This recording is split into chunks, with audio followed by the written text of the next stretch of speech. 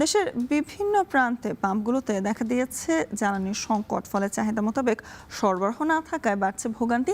এমন পরিস্থিতি যখন সিলেটে, তখন ঠাকুরগাঁওয়ে জ্বালানি তেল নিতে পাম্পে সিরিয়ালে দাঁড়ানোকে কেন্দ্র করে প্রায় হচ্ছে বিশৃঙ্খলা।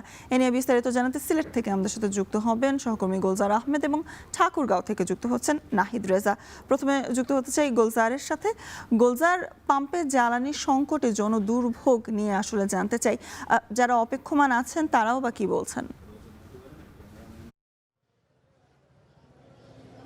দেখুন, সিলেটে আসলে বিগত 2-3 দিন থেকে কিছুটা জ্বালানির সংকট দেখা দিয়েছে। বিশেষ করে পেট্রোল পাম্পগুলোতে জ্বালানির সংকটের কারণে অনেক সময় কিন্তু আসলে বন্ধ রাখা হয়, নির্দিষ্ট একটি সময়ের জন্য খুলে দেওয়া হয়, যেটি আমরা দেখি যে আজকে যদিও শনিবার সিলেটের মহানগরীতে প্রায় 45টি পাম্প রয়েছে, তার মধ্যে 8 থেকে 9টি পাম্প আপাতত বন্ধ আছে, অর্থাৎ দুপুর 12টা পর্যন্ত বন্ধ রাখা হয়। যে কয়েকটি পাম্প খোলা রাখা হয় যেখান থেকে আসলে যারা বিশেষ করে পেট্রোল কিংবা অকটেন জ্বালানি সংগ্রহ করেন, তারা দীর্ঘ সিরিয়ালের জন্য আসলে অপেক্ষা করেন। দীর্ঘ সিরিয়াল বলতে সকাল 10টার পর থেকে আমরা যেখানে দেখতে পাচ্ছি যে কয়টি পাম্প খোলা আছে প্রত্যেকটিতেই 20-25 জন করে আছেন এবং নির্দিষ্ট পরিমাণ তেল আসলে সরবরাহ করা হচ্ছে।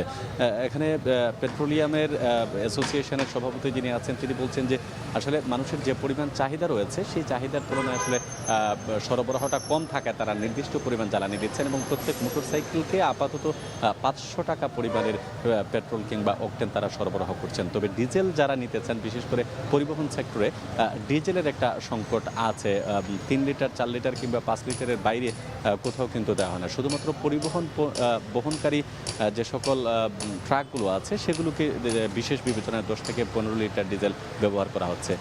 এখানে যে পেট্রোলিয়াম ওনার্স অ্যাসোসিয়েশনের সভাপতি যিনি আছেন তিনি আমাদেরকে বলছেন যে বিগত 3 দিন থেকে এই সংকটটা তৈরি হয়েছে, তবে এই সংকট থাকবে না। তারা বলছেন যে ডিপোগুলো থেকে তারা তেল সংগ্রহ করেন, সেখানে রোটেশন বাই রোটেশন তাদেরকে তেল সরবরাহ করা হচ্ছে, যার কারণে সাময়িক অসুবিধা দেখা দিচ্ছে। এবং তারা যেটি আমাদেরকে স্পষ্ট করে বলেছেন যে প্রত্যেক পরিবহন যারা চালাচ্ছেন বা পরিবহনের সাথে সংশ্লিষ্ট যারা আছে তারা নির্দিষ্ট পরিমাণ হলেও নিতে পারছেন, একেবারেই যে সংকট সেটি আসলে হচ্ছে না, তবে নির্দিষ্ট পরিমাণের জ্বালানি তারা সরবরাহ করে থাকেন। তো এই হচ্ছে সিলেটে আসলে জ্বালানি সম্পর্কিত সর্বশেষ তথ্য। সিলেটের পাশাপাশি এবার আমরা ঠাকুরগাঁওয়ের পরিস্থিতি জানতে চাই। সে নিয়ে জানাতে আমাদের সাথে যুক্ত হচ্ছেন সহকর্মী নাহিদ। নাহিদ, জ্বালানির সংকটে ভোগান্তি কেমন লক্ষ্য করছেন এবং সিলেটের মতো একই পরিস্থিতি কিনা সেখানে?